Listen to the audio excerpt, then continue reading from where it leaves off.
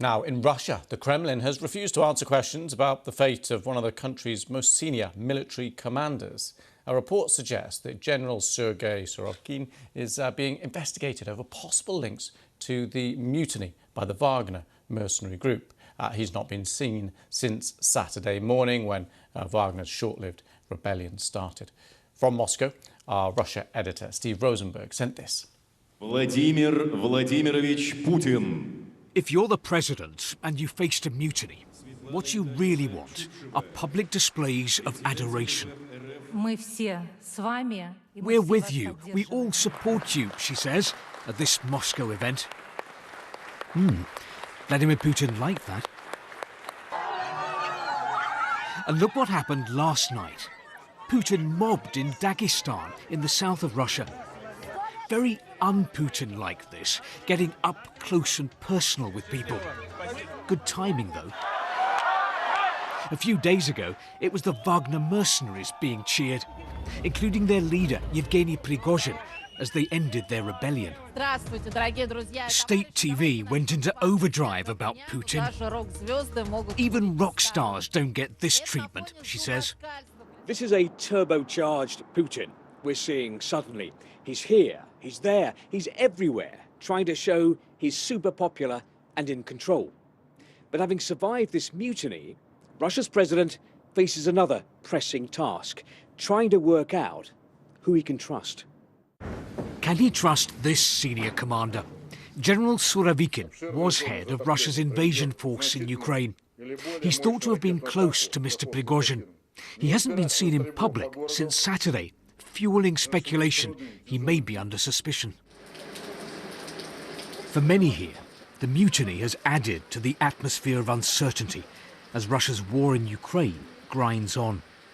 In reality, few Russians are cheering about what's happening to Russia, but some still have hope. When this story would finish on this or other way, then would be a new beginning. And it's necessary to be prepared. But will a new beginning be better or possibly worse? First it would be worse. And then, if we survive, it would be a window of opportunity. And it would be necessary to use it. As for Russia's immediate future, after the mutiny, that's unclear. Steve Rosenberg, BBC News, Moscow. Well, Dr. Marina Miron is a Russian expert at King's College London, and I asked her about Vladimir Putin's future now. Well, I think for Putin it was a very important moment, the so-called mutiny or rebellion, because he had the time to observe how the high-ranking military officers would be acting, how local governors would be acting, and who is essentially going to support Putin and stand on his side, and who is going to side with Prigozhin. And when Putin said that he would punish the traitors, I don't think that he was directly referring to Prigozhin himself.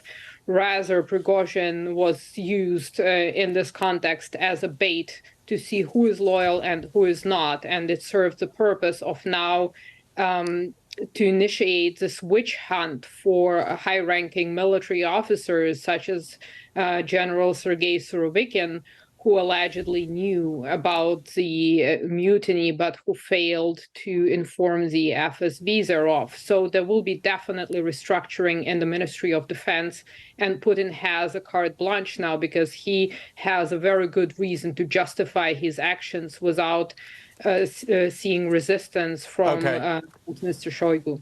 This last week, how do you think it's changed the face of the conflict?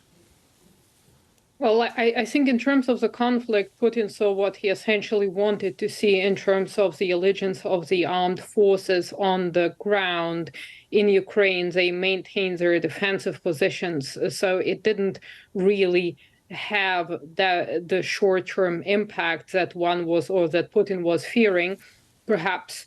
In the grander scheme of things, now there is a question who is going to replace the Wagner group in Ukraine, and some of the State Duma politicians believes that the Wagner or the segment of Wagner will still be fighting in Ukraine. There is hope that they will be signing those contracts with the Ministry of Defense in order to be repurposed, because the Kremlin recognizes that those are the best fighters that they can hope for to have, and therefore it will be important to be able to use them again for solving specific battlefield tasks, especially when it comes to offensive operations. So Russia has now a window of opportunity, because it's on the defensive now, to see how this capabilities gap can be filled. What about wider morale in the Russian forces? Is there a reliable way of judging where it stands right now?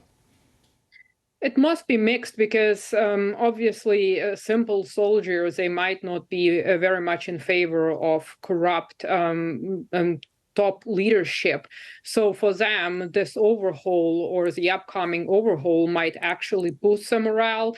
On the other hand, there are also those who do not really like Prigozhin and see him as a competition when it comes to his performance in Ukraine, and how that has been depicted by the Russian media and how people cheered on, whereas regular troops don't get that kind of treatment. So for them, the main competitor is essentially gone now. So I think that the morale will be mixed. Some will be obviously disappointed. Others will be more happy to get rid of Prigozhin and maybe work with somebody else, because he didn't have the support of the entire armed forces behind him. So Right. he had his enemies as well.